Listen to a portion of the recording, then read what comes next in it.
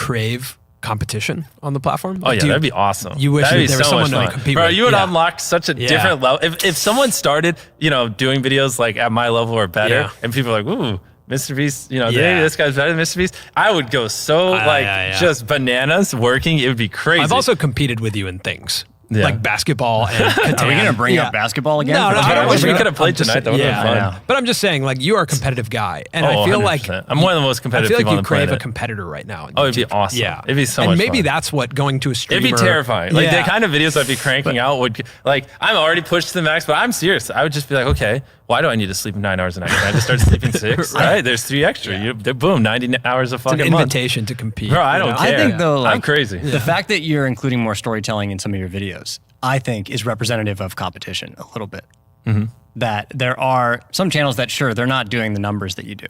Yeah. But there are channels that have, like, impact and even just the overall sentiment, right? Of, like, we want more characters, we want more storytelling. Yeah, exactly. And I think if you look at YouTube, the platform, there's the chance that over time, what is deemed the best could change. Oh, of course. Style of content, yeah, and the thing is, content. like, even though my videos were the best, like, it's not like they were the best because there wasn't storytelling. It was just the best because of the effort and blah, blah. But there's always, that's what I'm saying, there's always a way to improve them. And for me, one of the things I lacked was storytelling, especially the further back you go in my videos. Like, I didn't go to college to learn this stuff. I didn't, I don't have mentors or trainers teaching me any of this. I'm like learning as I go. And I'm like, like we talked about before, I'm running 24 miles an hour on a treadmill. And sometimes it's even like hard to look up and breathe and be like, how do I learn storytelling? What does that even mean? What is this Dan Harmon thing? And this three act structure? What does that mean? 3 acts, like and so it's like slowing down the treadmill enough where I can like focus and study and learn all that stuff, and then bring it in and then figuring out how to apply it. Like because I have tried storytelling before and created 10 out of 10 videos that just bombed. And it's like, interesting. Okay, what did I do wrong there? And so it's just like something we've been slowly working on. And now we've really finally started, it's clicked. Like I understand, because it's not like, I can't just go grab someone from traditional and go teach me storytelling. Because they'll just be like, do this 3-act structure. And I'm like, okay. And I read books and I study and I'm like, that just doesn't work. And they're like, no, it does work. And I'm like, no, it just doesn't. You just don't get YouTube. Like you can't just break a video into 3 acts. Like that's just not, I mean, sure, maybe you could, but it's just not like, that's not optimal, and things are so dynamic and changing. And like, but I was like, but I'll just take what I think would work and I'll just like throw it in this pot. And I think like, I like this kind of thing. And I learned that from that book, and I'll stir it. Oh, that's a 10 out of 10. Okay, maybe we do that. Okay, that's like a 5 out of 10. We didn't bomb. And then, and then eventually you get like 1 through 100 and stuff like that. What's your relationship right now with short form content? I mean, it's a no-brainer. You should be doing it. Yeah. But you're also making a lot of short form content. And some of the short form content you're making is what used to be long form YouTube videos. I know. Right? It's pretty crazy. It's really crazy. The fighter jet one was crazy. Yeah. When you had... Back in the day, so what's interesting is like, back in the day, I would do entire videos around like, can 10,000 fans push a car? Like that would be a whole video. Now for me, if I did 10,000 fans push a car, that'd be a 1-minute segment in an experiment video. If that, maybe it would be as short. So it's like my videos now, some of them are literally just 10 of my old videos put together. Like that's how crazy it's gotten. Yeah, agreed. And like they're expensive too. Like you asked if someone would go to Paris to buy you a baguette. Which was a very fun short. Yeah, my shorts lose so much money. But someone actually flew to Paris. Like he flew someone to Paris. Yeah, exactly. And they did it, and they come back. And it's a really fun short. But I was thinking, I was like, 5 years ago, that's a long form YouTube video. Oh, 100%. Yeah. Like it's so crazy that has gone condensed. And I would argue that does work in a 3-act structure, right? Like on short form? Yeah.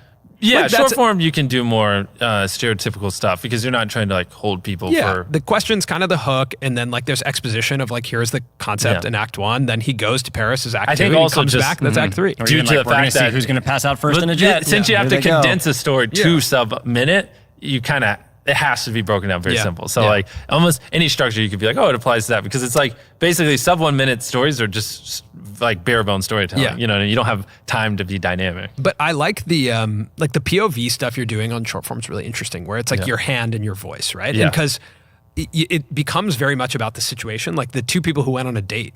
Exactly. International Part of the thing with really short form too is it's like, because it's vertical, it's very hard to fit a lot of things in the frame is one of the things I'm learning. And it's like the thumbnail, there is thumbnails in short form, not when you're on the homepage, but when you're swiping, and the thumbnail is the first frame. It is. And it's like, it's very hard to fit tons of people. And so sometimes it is easier to remove me from the frame so you can be more focused on one person and get like a better reaction. It's just same reason why some thumbnails, really cool. It's not me and people, it's just me. It's easier to focus on one person. And so like I try to think of the first frame as the thumbnail. So I heard you guys talking about autoplay on YouTube, and I've never considered it. I've always thought about the thumbnail, but now on YouTube, videos automatically play. Yeah, here, let me show you the autoplay for one of my coming up videos. Okay. This is how seriously we take it. Look at this shot. Like, so I have this fully rendered out. This is just the intro for our next video. Oh yeah, you probably saw it, yes. Yeah, we saw this. This is the autoplay. See, oh my God. Yeah. Got it. So, so all you have on your phone is the autoplay. Yeah, because that's what's going to play. It's the first 5 seconds. Exactly. Like, and so you make sure the first 5 seconds looks like the thumbnail. Of course. So before you film a video, what is the thumbnail? What is the video? And then what's the first 5 seconds? And then what's the first 30 seconds? You know, by the first 5 seconds is like goes with the thumbnail. Because it's possible that people open YouTube and they don't see it. They don't Especially even see the for us, because like for so many people I've watched hundreds of our videos, when I upload, I am first on your homepage. So like you just literally don't even see the thumbnail because it autoplays so quickly. So like the thumbnail is irrelevant. I have to like visually convince you to click on the video. Wow, that's so interesting. Yeah, that's why we go so hardcore. Dude, that's so crazy. So do you consider also captions in those first 5 seconds? Because people aren't watching with audio. Everything. Everything, yes, 100%. Wow. So those first 5 seconds, that hook is now even more important than it ever used to be. Oh, 100%. Yeah, before it was important because you had to convince people to watch. Yeah. Now you have to convince people to click and watch at the same time. Whoa. With the first 5 seconds. That's driving CTR now too. Yeah. It is 100%. Wow. I roast the hell out of people who like have boring first 5 seconds. It's brutal. What role does short form play?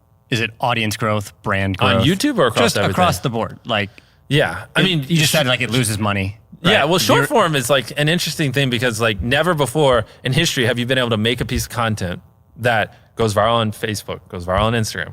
I mean, Reddit has where you swipe through, can go viral on Reddit, can go viral on Twitter. When you tap on a video, Twitter you can swipe through, go viral on TikTok, and go viral on YouTube. Like, if you make the right kind of short form content, you can literally grow across every platform. Like, Cabby Lane doesn't make Instagram specific content. And what does he have, like 80 million followers? I think you're neck and neck with him right now. Yeah, well, but whatever. But on Instagram, he's like 80 million followers, right?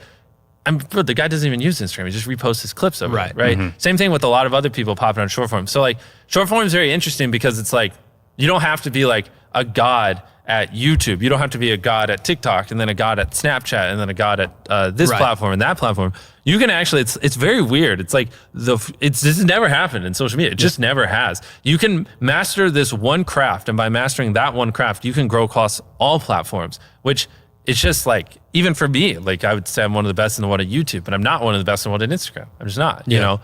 But if you master short form really high level enough, you can be one of the best at both because being the best at short form means you can have popping reels and popping shorts on YouTube. So to me, it's pretty fascinating because if you play your cards right, you can grow on every single platform, which is wild. That's an encouragement to everyone watching to clip this. Spread these clips. Spread these clips. Do it. Do you care if they re-upload it on TikTok? No, guys. Easy way to make money. I get the clip in. They gave you permission. I want to see TikToks. I want to see shorts. I want to see reels every single moment. Subtitles. Make the subtitles better. Bro, do that thing where they throw the cringe violin with subtitles. You know what? Screw it. Figure out a different instrument. You're up here. You're different. I want to see it. Dude, honestly, though, it's so interesting. I've been thinking about the concept of clipping like that. Someone's going to work wonders. Someone's going to work wonders on that. You know what? Make that viral. Yeah. This right here is on TikTok, and you're watching it. And it went viral because it's ironic. I was curious about how you think about your own visibility like that. Like people clipping you. Yeah. And that's a whole nother layer when we were talking in the beginning of the show about fame and like how visible you are. It's not just your videos. It's like so many, millions of clips. 1 to 100. There's someone clipped took a 2-minute segment of the video and put it on TikTok, and it had 40 million views on TikTok. And these guys are just like, so many of the comments are like, "Where do I find this? What is this?" And people are just like, "It's MrBeast," and then they'll respond like 2 hours later, and they're like, wow, I just watched 10 of his videos. Where has this been? Dude, and I see stuff like that all the time. So short form's like great. That's where when I hear creators are like striking other people that do re-upload their videos or whatever, I'm like, you're crazy. This is a funnel to your content. That's like undervaluing, brand. It's undervaluing. Exactly. Like if I was like, hey, I'll give you some free billboards. you know, and put them everywhere. Exactly. And you're like, no, take them down. Take 'em Exactly. down. So I love it. Clip my Yeah. videos. React to my videos on your Twitch stream, your whatever stream. Yeah. Clip my videos. Put it on TikTok. I don't care. Just make sure you get views. I think that's why we have a lot of new creators right now, because in a very short amount of time, you can make a ton of content and you can grow a big audience. Exactly. And I don't think not a single person is actually using it correctly. Like no one, there is no like MrBeast of long form. There's no MrBeast of short form yet. I think that someone who's actually like figuring out and crushing it. Yeah. And so I'm like excited to see like, who are those people? Who do they shape up to be? Like we had Charlie and Addison Ray at one point, and like they're doing fine, but I wouldn't say like when you think of TikTok, you don't really think of them anymore. No, you know? TikTok is very much a stepping stone. Yeah. Right? To do something else. Yeah. Either YouTube or like go into the movies or do music, or it feels it's like YouTube it's like back in the day. Yeah. But someone needs to come along. You know what's funny? We're the 5th most followed account on TikTok. And at the rate we're going, we're actually gonna be number 1 on TikTok as well, which is kind of funny. Which is crazy, yeah. That is actually wow. But you're also doing specific concepts for short form. Well, for TikTok as well. Yeah. Mm-hmm. Anytime there's huge trends, you know, I just kind of look at the trends. I'm like, oh, that one's big. Let's do it. Yeah. I mean, whatever. I remember Corn Kid at Yeah, he was Burger cool. opening. Yeah, he was cool. Fun. Yeah. It was fun to hang around. That was fun. So it's just, I don't know, like that. You're right. Like so many people on TikTok are using it as a launch pad. It's like, oh, I can't make that much money or blah, blah. Which same thing was back in the day With on YouTube. Yeah. You know, it was pre-television. Yeah. No one 10 years ago when I was grinding and putting in the hours would ever have thought you could do the kind of revenue and money I'm doing now. Yeah. But you have to have a little bit of that faith. It's like someone needs to just go, no, YouTube will keep, or TikTok will keep growing. Yeah. I love this platform. I'm just going to go all in. And when the money's here, the money's here. Or I don't even care about money. You know, I just screw it. I just want to be the best. And I just feel like I haven't seen many of those people, you know, that are making mass appealing content with that money.